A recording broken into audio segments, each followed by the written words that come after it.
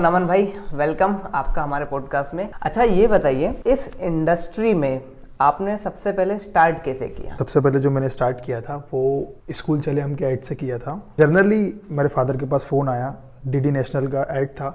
Generally phone आया कि 2 लड़कों की ज़रूरत है, तो मैं और एक मेरा भाई। कब की बात है ये बहुत पुरानी बात है, ये 7th क्लास की बात है। ओके, मतलब 7th क्लास, मतलब आज से कितना साल हो गए होंगे लगभग?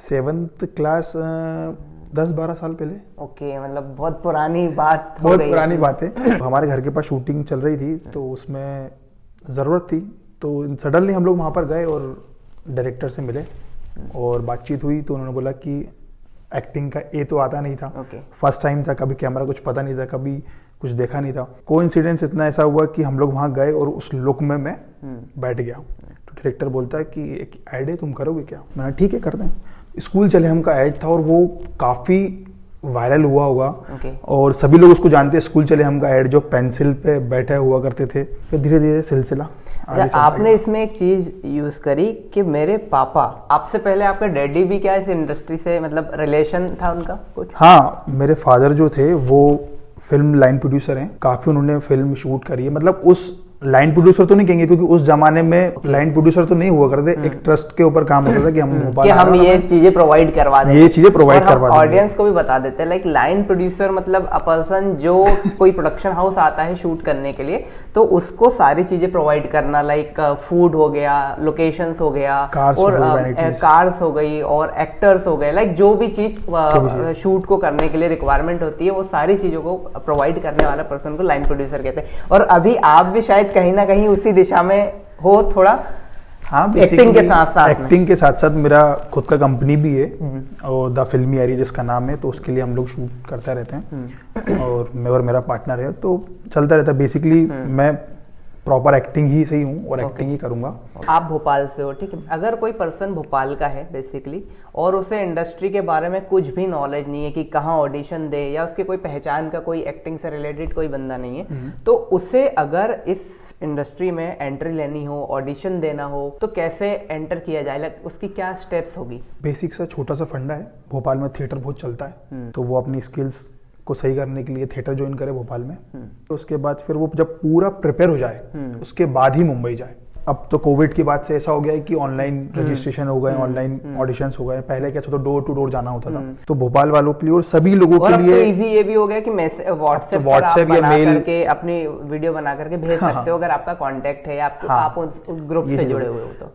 बट मेरा ये कहने का मतलब है कि सबसे पहले आपको स्किल्स पे काम करना पड़ेगा, पूरा सीखना पड़ेगा, उसके बाद ही आप कहीं जाके अपना ऑडिशंस दे दीजिए। उसके बाद क्या है, मुंबई में बहुत डेटा होता है, पहले अच्छे से सीखें, उसके बाद फिर मेल्स आ गए, अब तो व्हाट्सएप नंबर आ गए, कास्टिंग एजेंसी हो गए, ग्रुप्स हो गए, बहुत सारी चीज़ें, बहुत टेक्निकली हो गया। अभी पहले तो हमने ऑडिशंस जाके दिए हैं और बहुत सारा वर्क किया है, बहुत स्ट्रगलिंग। देखिए स्ट्रगलिंग तो सारी चीजों में है, बट अब उतना स्ट्रगल एक्टर के लिए रह नहीं गया। अगर आप अच्छे एक्टर हो और तो आप मतलब कर सकते हो। बिल्कुल आपका कुछ भी एक छोटा सा भी अगर वीडियो या कुछ भी क्लिक हो गया तो डेफिनेटली आपके पास कॉल्स आना चालू हो जाएंगे, अपॉर्चुनिटीज आना चालू हो जाएंगी। मतलब ये है कि सामने वाले को अगर करना है तो वो थिएटर या कोई इंस्टीट्यूट जो। अच्छा, एक सवाल मैं और पूछना चाहता हूँ, इसी से रिलेटेड क्वेश्चन है हमारा, कि फिल्म एक्टिंग और थिएटर एक्टिंग दोनों में डिफरेंस होता है? बिल्कुल। क्या डिफरेंस रहता है? बेसिकली थिएटर में आपको मार्किंग सिखाई जाती है, आपको बोलना कैसे, आपको कैमरे पे कैसे कवरिंग करना है, उसकी एक स्टडी अलग होती है। एक डिजिटल फिल्म की स्टडी अलग होती है। जो बहुत बार ये कहा जाता है कि जो थिएटर करके ऑडिशन देने जाते हैं और सिर्फ थिएटर किया होता है, तो जो ऑडिशन लेने वाले होते हैं या जो कास्टिंग डायरेक्टर होते हैं उन्हें कभी कभी ऐसा लगता है अरे यार ये तो बहुत ही थिएटर वाला बंदा है यार, मतलब इसे वो समझ नहीं पा रहा है, वो चीजें नहीं, बहुत लाउड कर रहा है। बिल्कुल, तो बिल्कुल। वो चीज एक आती है। क्या होता है और वही क्या होता है समटाइम्स कि कुछ लोग ऐसे होते हैं जिन्होंने थिएटर बिल्कुल नहीं सीखा होता है, एक्टिंग का ए नहीं सीखा होता, बस खुद से उन्हें थोड़ा बहुत आता है और वो मोबाइल से वीडियो बनाना शुरू कर देते हैं, या और तब वो जब मेन स्ट्रीम एक्टिंग में आते हैं, लाइक कोई सेट बन गया है, अब वहां पर एक्टिंग करने आए, तो अब वहां वो फंस जाते हैं कि यार इतना क्राउड देख लिया, अब उनके अंदर से निकलता नहीं। तो वहां भी जो हमारे कास्टिंग डायरेक्टर्स होते हैं, डायरेक्टर होता है, वो कहते हैं भाई ये किसको पकड़ के ले आए, मतलब कोई थिएटर वाला बंदा लेके आते हैं। तो इस चीज को आप थोड़ा क्लियर करें। देखिए, सबसे पहले होता है कॉन्फिडेंस। अगर कॉन्फिडेंस आपका क्लियर है और कॉन्फिडेंस आप में है, तो बेसिकली फिर उससे कहीं भी आप एक्टिंग करवा सकते हो। मतलब वो आर्टिस्ट है, कुछ भी करवा सकते हो उससे। तो थिएटर का जो बेस होता है वो यही होता है कि क्राउड के सामने आपको प्ले करना है। तो आपका जो कॉन्फिडेंस होता है वो बिल्डअप होता है क्राउड के सामने, आपकी वॉइस निकलती है। अनफॉर्चुनेटली ऐसा भी हो जाता है कि कभी माइक फेल हो जाता है, कभी कुछ हो जाता है, तो कोइंसिडेंस ऐसा होता है, वैसा होता तो नहीं है, बट अगर हो जाता है तो उसको कैसे मैनेज करना है वो थिएटर में सिखाया जाता है। ओके। कि आपको खेलना कैसे है। ठीक है, तो मतलब अगर किसी को ऑडिशन देने जा रहा है तो वो अपने आप को प्रिपेयर करे, पहला बिल्कुल चीज कि चाहे वो थिएटर के थ्रू करे या कोई वो डिजिटल के थ्रू या वो इंस्टीट्यूट के थ्रू। बेसिकली क्या होता है, वर्कशॉप्स होती हैं। वर्कशॉप्स आप लोगे तो वर्कशॉप में आपको उतनी डेज के लिए, जैसे 10 डेज की होगी, 15 डेज की होगी, तो आपको उतना ही सिखाया जाएगा अगर आप किसी अच्छे से लेते हैं तो। और थिएटर अगर आप करते रहेंगे तो आपकी प्रैक्टिस होती रहेगी। एक मैं थोड़ा सा कॉन्ट्रोवर्शियल सवाल पूछना चाहता हूँ, आप ऐसे मत लेना कि ये मेरे फ्रेंड का है या मेरे पहचान वाले का है इसलिए मैं इस चीज को सजेस्ट करूं। कोई ऐसा थिएटर आपके अकॉर्डिंगली, आई नो कि कल को कोई दूसरा यहाँ पर आएगा तो वो अपने हिसाब से बताएगा, तो आपके हिसाब से कौन सा ऐसा थिएटर है भोपाल में जो लगता है आपको कि बेस्ट है यार, कि हाँ इसमें मतलब आप काम कर सकते हैं, सीख सकते हैं यहाँ से अच्छा? ठीक है, भोपाल में एक थिएटर है जिसका नाम है त्रिकशी नाट्य संस्था। ओके। मध्य प्रदेश की सबसे बड़ी संस्था है और वो बच्चों पर ही वर्क करती है।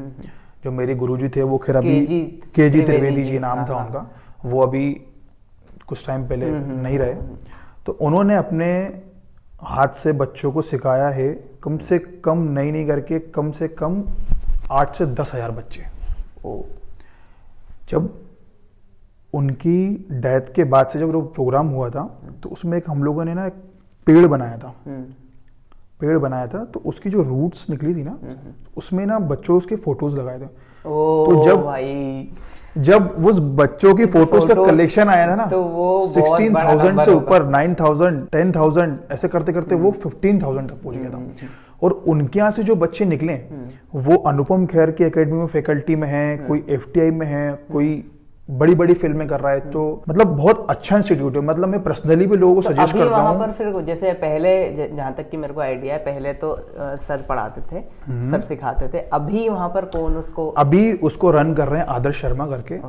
चिंटू भैया हैं और उनका ही बेटा है प्रतिमेश, वो कर रहा है उसको रन।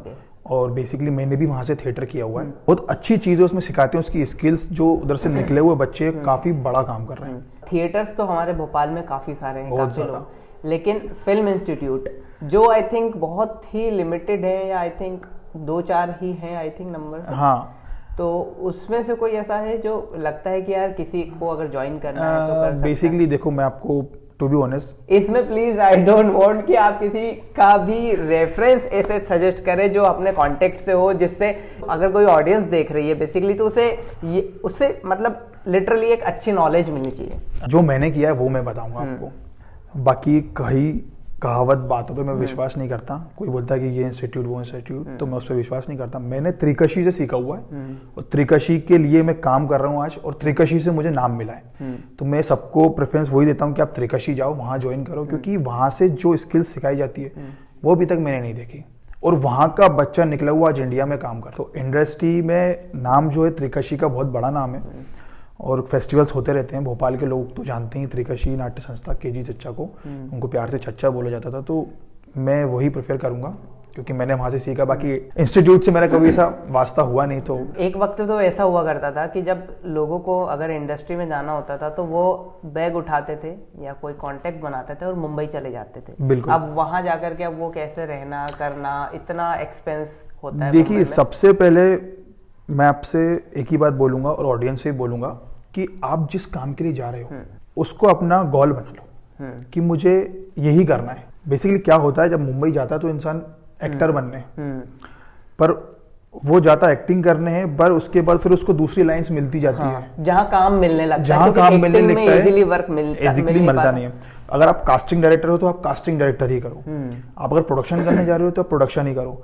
क्या होता है, इंसान बनने एक्टर जाता है पर बन वहाँ casting director, producer, assistant, direction में चीज़ों में लाइट में चले जाते हैं। लेकिन कहीं ना कहीं नमन भाई, कहीं ना कहीं ये उनके लिए मतलब थोड़ा सा एक वैसे भी उनको लगता है कि यार बहुत टाइम से ऑडिशंस दे रहे हैं या नहीं दे पा रहे हैं, और फिर ब्रेड एंड बटर के लिए बेसिकली या कुछ तो कांटेक्ट बने उसके लिए फिर वो लोग शुरुआत कर लेते हैं कि चलो कहीं एज एन एडी वर्क करने लगते हैं या कहीं कास्टिंग में करने लगते हैं। तो मुझे ये लगता है कि हाँ उस चीज से थोड़ा स्टार्ट कर सकते हैं, बट हाँ गोल अपना गोल जो होता है वो उसको फाइनल करना होता है और अपन यहाँ से सोच के जाना चाहिए। देखिए बेसिकली क्या होता है, काम आपको मिलेगा, मुंबई में बहुत काम है इंडस्ट्री से रिलेटेड, तो आप सही जगह पर अपना वर्क दिखाना, उस सही जगह पर अपना प्रेजेंट करना, सही लोगों से कांटेक्ट करना, डेफिनेटली मैंने मेरे सामने लोगों को बनते हुए देखा है। एक तो वे ये है कि बॉम्बे जाओ, करो, ठीक है, ऐसे करो, ठीक है, या थिएटर जाकर के सीखो। सेकंड, आजकल एक और ऑप्शन कहीं ना कहीं डिजिटल आने की वजह से, सोशल मीडिया आने की वजह से ये हो गया लोगों के पास कि उन्हें वो 2 साल 5 साल 7 साल का मुंबई जाकर के स्ट्रगल करने की जरूरत नहीं पड़ती। वो कहीं उनके पास मोबाइल है, जियो की सिम है, इंटरनेट है, ठीक है, तो वो अपना शुरुआत तो कर ही सकते हैं बेसिकली कि वो अपना ऑडिशंस देके कैसे बनाते हैं, उसके बाद कुछ ना कुछ जैसे कोई सिंगर्स होते हैं, बहुत सारे सिंगर्स को मैं आज भी देखता हूँ जो मुझे कॉल करते हैं, बोलते हैं कि भाई कुछ हो तो, जबकि सिंगिंग तो एक ऐसा प्लेटफॉर्म है कि अगर आपके पास अच्छी आवाज है और आपने बना करके अपने इंस्टाग्राम पे डाल दिया, अगर आपका वहां चल गया तो वहां से बुला लेंगे आपको, अगर आप यहाँ नहीं चल रहे तो वहां से नहीं बुलाएंगे। तो ऐसे ही आई थिंक एक्टिंग में भी लोग कर सकते हैं। बिल्कुल, अभी का तो टाइम हो गया, वो अभी का जो यूथ है उन सब इंटरनेट चला ही रहे हैं और इतने रील्स वगैरह इंस्टाग्राम सब पे एक्टिव हैं। तो क्या होता है बेसिकली, मेल जो होता है एक फॉर्म होता है, सही फॉर्म, मेल व्हाट्सएप नंबर, अगर इस तक आपका नंबर सही जगह पे पहुंच चुका है तो आप बना के ऑडिशंस उनको भेजो और डेफिनेटली आपको कॉल करेंगे। अगर आप उस काबिल हो, आप उस लायक हो और आप उस कैरेक्टर में बैठ रहे हो तो बेसिकली आपको कॉल करेंगे। तो मेरा कहने का मतलब ये है कि टाइम वेस्ट ना करें, सही फॉर्म करें, सही लोगों से मिलें, सही राह देखें और सारी चीज़ अच्छी होंगी। आपने अपनी जो सोसाइटी में जहाँ आप रहते हो वहाँ इस बारे में बिल्कुल भी नहीं बताया कि आप किस इंडस्ट्री में हो, क्या काम करते हो, तो वो थोड़ा सा वाकया बताओ आप, मैं चाहता हूँ। मैंने नहीं बताया कॉलोनी में कि मैं क्या करता हूँ, सबको पता है कि मैं स्टडी कर रहा हूँ या कुछ भी, मतलब बाहर गया हूँ, कुछ ना कुछ कर रहा हूँ, कुछ मतलब ऐसे किसी को पता नहीं है कि मैं क्या कर रहा हूँ। क्योंकि कुछ टाइम पहले मेरे साथ बहुत सारी चीज़ें ऐसी हुई हैं कि मैं ना बहुत डिसअपॉइंट था। आपको पता है मिडिल क्लास फैमिली से हूँ ना, और जो मेरी मम्मा थी वो टीचर थी। था पहले का टाइम थोड़ा सा घूमने फिरने का, चीज़ों को समझ नहीं आता था पहले क्या है। उसके बाद एक अपन को राह मिली और अपन लोग अच्छे लोगों के साथ बैठना उठना हुआ तो पता पड़ा। तो मैंने अपनी सोसाइटी में बताया नहीं कि मैं क्या कर रहा हूँ।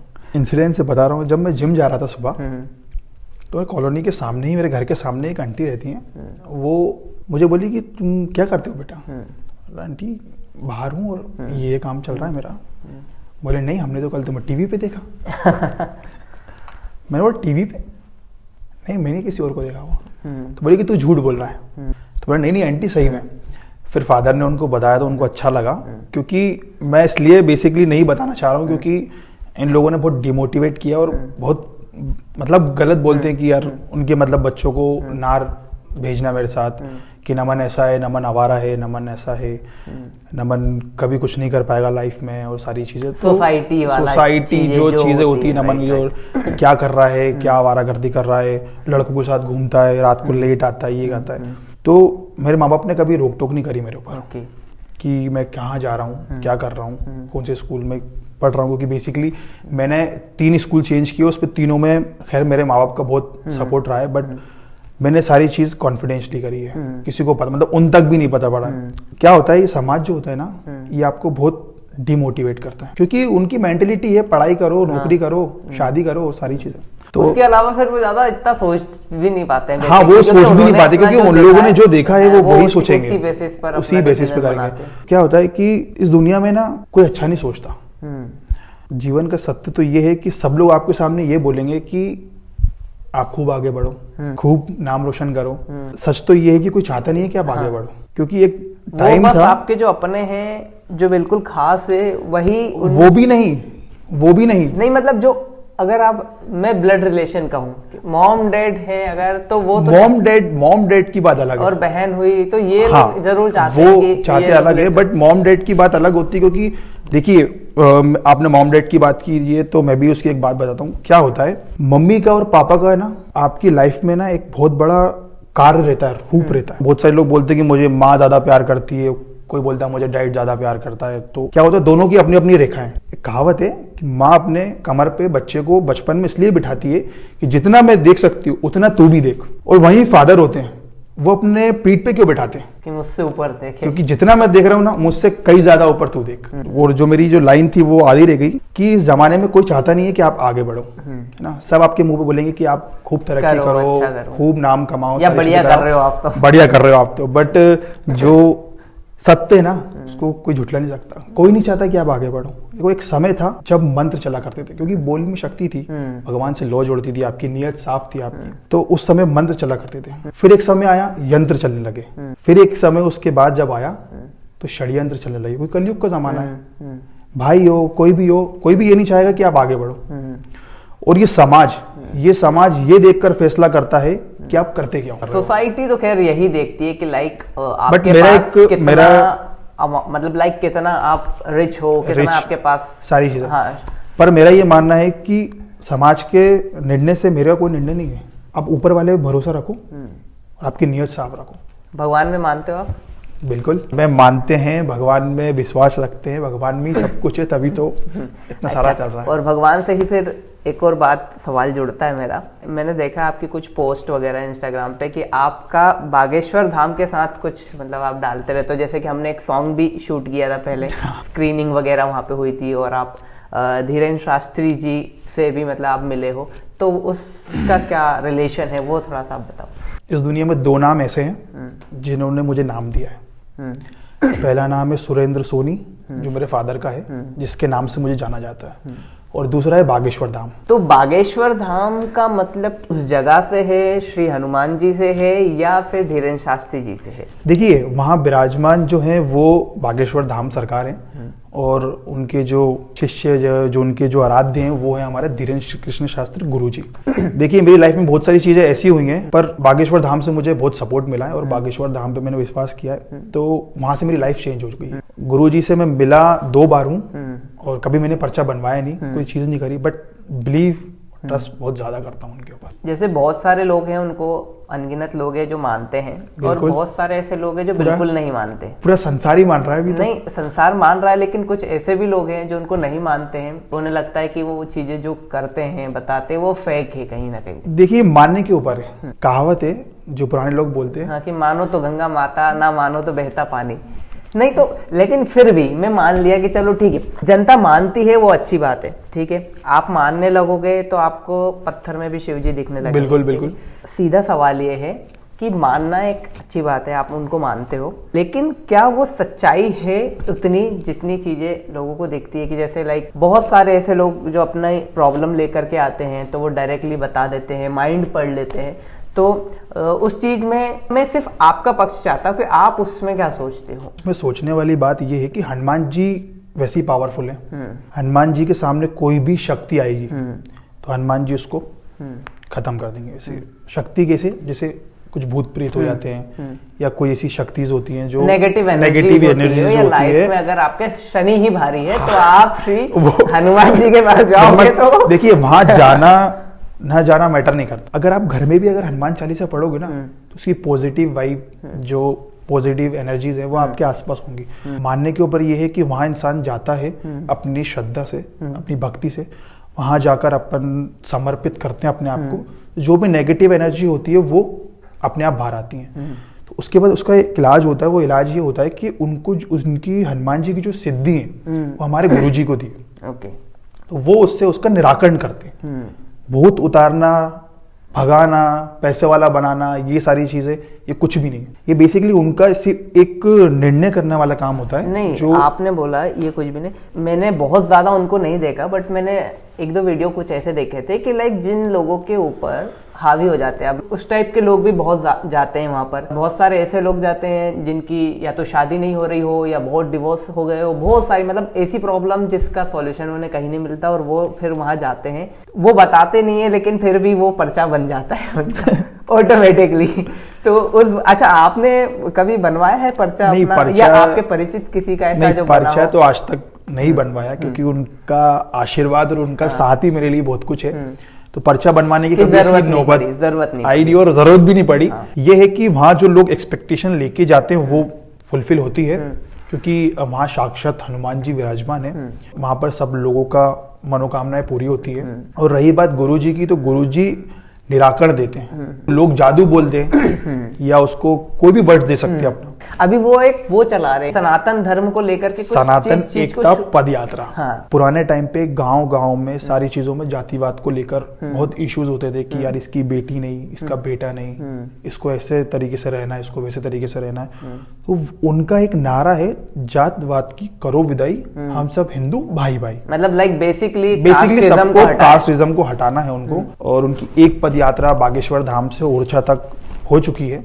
तो 2025 में बागेश्वर धाम के 2 प्रोग्राम हैं, वो दोनों ही बिगेस्ट प्रोग्राम है। एक तो है कन्या विवाह, 251 कन्याओं की वो शादी करेंगे, जिसमें से 110 या 108 कुछ आदिवासी होंगी और बाकी हर कास्ट की होंगी। तो बेसिकली उनका जो फंडा है और उनका जो एकता पद यात्रा का जो मिशन है, वो ये मिशन है कि आप गांव में जो जातिवाद होती है ना, उसको खत्म करना। और हिंदू राष्ट्र के लिए उनको एक मिशन चल रहा है, वो बहुत जल्दी बनने वाला है।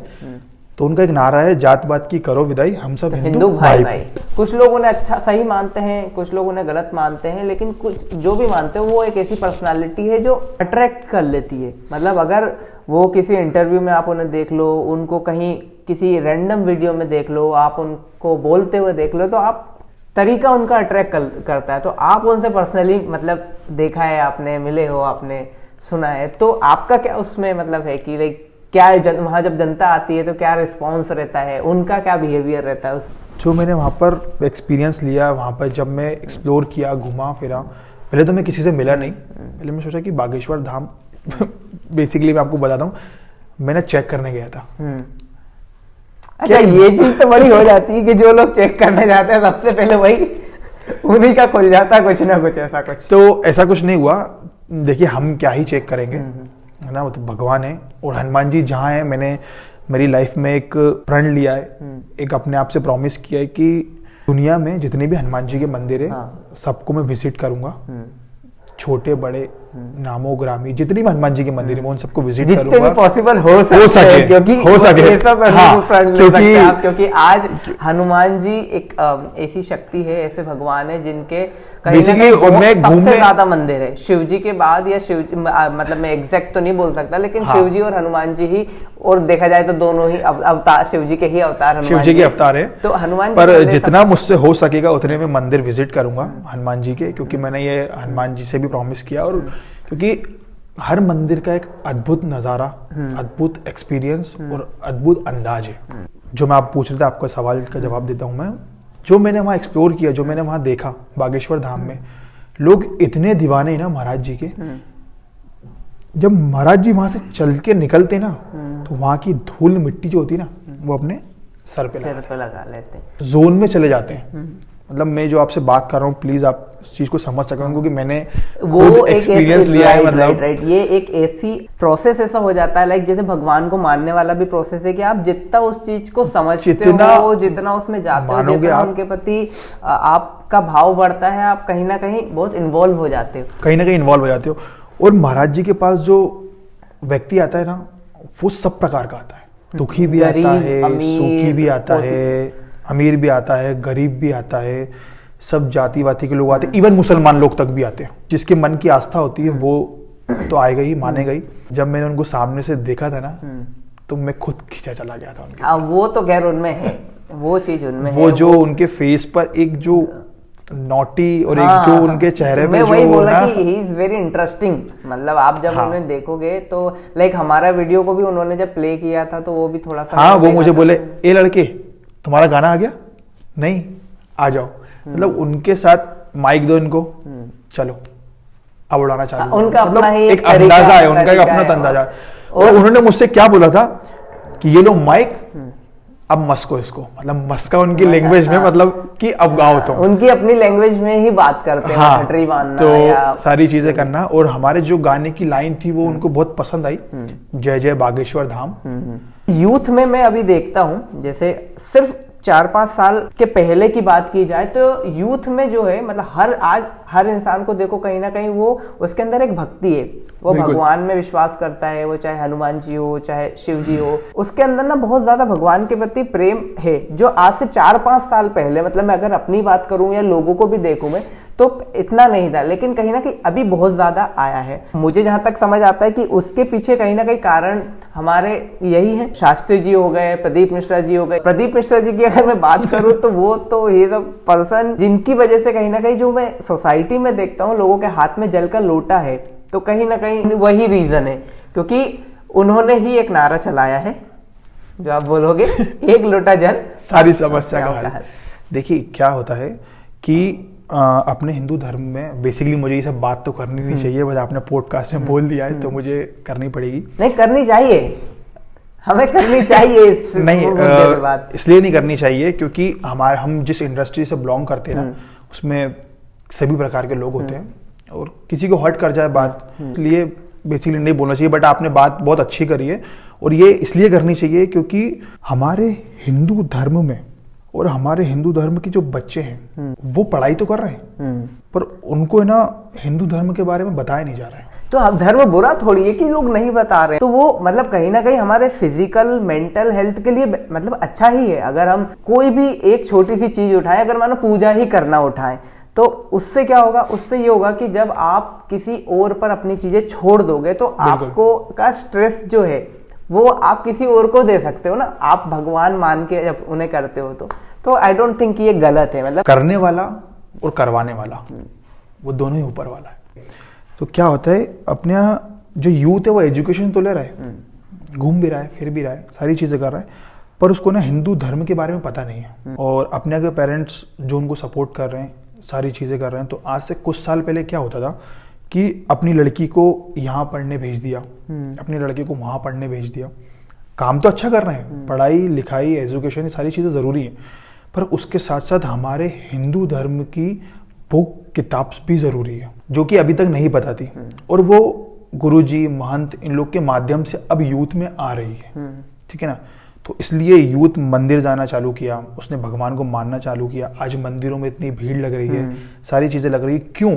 क्योंकि उसको पता है कि इस दुनिया में अगर हमारे पास कोई नहीं है तो सिर्फ ऊपर वाला है। मुझे भी बहुत सारे लोगों ने बोला कि यार तुम इतना धर्म को लेके और इतने संतों से और इतने महंतों से मिलते हो, ये क्या है, मतलब तुम क्या कर रहे हो। वो मुझे बोले कि भगवान तो अपने बगल में है, कण कण में है, हवा में है, सारी चीजों में। तो मैंने उनको एक ही जवाब दिया कि देखो यार, जब अपन कहीं निकलते हैं, कहीं अपन कहीं घूमने जाते हैं, तो जब अपने टायर में हवा कम होती है तो अपन दुकान पे जाते हैं ना हवा भरने, मतलब हवा सब जगह है, तो मुंह से भरने तो नहीं जाते। तो ऐसे ही भगवान का एक मंदिर है, उस मंदिर में आपको जाना पड़ेगा और उस मंदिर में उस जगह की आपको अपने लिए प्रे करना पड़ेगी, स्पेशली वो मंदिर बना हुआ है। जब आप वो चीज करते हो तो एक भाव से आप कनेक्ट होते हो बेसिकली। बिल्कुल, बेसिकली कनेक्ट होना वो इसलिए ही कनेक्ट होना होता है क्योंकि अपन स्पेशली एक मंदिर में जा रहे होते हैं। अब भगवान को अगर अपन यहाँ से पूज लेंगे या चीजें कर लेंगे तो वो भी अच्छा है, पर अपन जब स्पेशली वहां पे वो वाइब आती है, वो चीजें होती हैं, और आपका एक जो पॉजिटिव एनर्जी तो भगवान से लगाव होता है ना, वो बहुत अच्छा होता है। मैं काफी महंतों से मिला, प्रेमानंद जी से तो मेरा अभी लाइन ऑफ है मिलने का, तो मैं उनसे भी अभी तो मैं वृंदावन गया था, खैर तो उनके दर्शन तो हो ही गए हमें। हाँ, तो उनकी जो लाइन से, उनके जो मोटिवेशन है, उनकी जो पद पे लोग आज यूथ चल रहा है, वो काफी सुधर चुका है। प्रेमानंद जी के बारे में तो मतलब ही इज द ओनली मतलब बाबा ऐसे बोलूंगा जिनको देखते से मुझे मतलब मेरे को अभी तक किसी और पे ऐसा नहीं हुआ कि बहुत ज्यादा वो हो गया हो, बट उनकी बातें तो भाई मतलब मैं एकदम लगता है कि भाई बहुत सही, कोई दिखावा नहीं है उनका, कोई पहनावा नहीं है उनका, जिस तरीके से वो रहते हैं, लाइफस्टाइल उनकी है वो एकदम। हर टूटे इंसान को, हर जिसके पास कुछ भी नहीं है, जिनके पास कोई सपोर्टिव के लिए नहीं है, तो उनकी बातों से इंसान आज बंधा हुआ है। जो बंधा हुआ इसलिए ही है क्योंकि कहीं ना कहीं इंसान टूटा हुआ है। इस दुनिया में ऐसा इंसान कोई नहीं होगा जो खुश होगा, कहीं ना कहीं दुखी किसी ना किसी चीज को लेकर। तो वो आज भगवान को मान रहा है, सारी चीजें कर रहा है, और उसी की वजह से सक्सेस भी हो रहा है। और अगर वो नहीं मानता है तो कहीं ना कहीं वो भी भगवान की इच्छा है। इच्छा नहीं बोलूंगा मैं कि वो अभी तक जुड़ा नहीं है, बेसिकली उसको सही रास्ता मिला नहीं है, पर अगर नहीं मिला तो उसमें भी भगवान की राजी है। कुछ समय ऐसा होता है ना कि भगवान अपने सामने नहीं जैसे आते। वृंदावन में भी एक लाइन कहा जाती है कि यहाँ श्री जी बुला रही हैं, राधे जी बुला रही हैं, तो आप आ रहे हो, उनकी बिल्कुल। मर्जी नहीं है तो आप आ ही नहीं बिल्कुल पाओगे। नहीं ये आपको क्या लगता है कि आपके जीवन में क्या परिवर्तन हुआ है कुछ? देखिए, मैं एक लाइन बोलना चाहूंगा, उस लाइन से अपना वाक्य स्टार्ट करूंगा कि जिनके जवाब ना आते थे वो उनके सलाम आने लगे। जिनके जवाब ना आते थे अब उनके सलाम आने लगे। मेरे बाबा ने मेरा ऐसा हाथ पकड़ा कि मेरे नीम के पेड़ पे आम आने लगे। ओहो हो, बहुत बढ़िया, बहुत बढ़िया। तो बागेश्वर धाम के बाद से मेरी लाइफ बहुत चेंज हो चुकी है। काफ़ी उन्होंने मुझे इज्जत दिलवाई है। उनके आशीर्वाद से मैंने आज इतना सारा काम किया और भी मुझे करना है। अनुभव मेरे साथ रहा है लाइफ में, बहुत अच्छा रहा है। और महाराज जी का जो साथ है और बाबा का जो आशीर्वाद है वो मेरे साथ मतलब काफ़ी पॉजिटिव एनर्जी मुझे देता है। और उनके आशीर्वाद से, उनकी ब्लेसिंग से बहुत सारा काम कर चुका हूँ और अच्छा आगे भी करता रहूंगा। आगे भी करता रहूँगा। तो बागेश्वर धाम से मुझे जो चेंजेस हुए, वो चेंजेस ऐसे हुए कि यार लोगों ने बहुत हर्ट किया था। जब अपन कहीं टूट जाते ना तो अपन को एक आसरा देने के लिए ना एक कुछ ऐसी चीज मिलती है, किसी ना किसी की ऐसी जरूरत होती है। वो जरूरत मेरी बागेश्वर धाम सरकार हनुमान जी ने जो वो पूरी करी।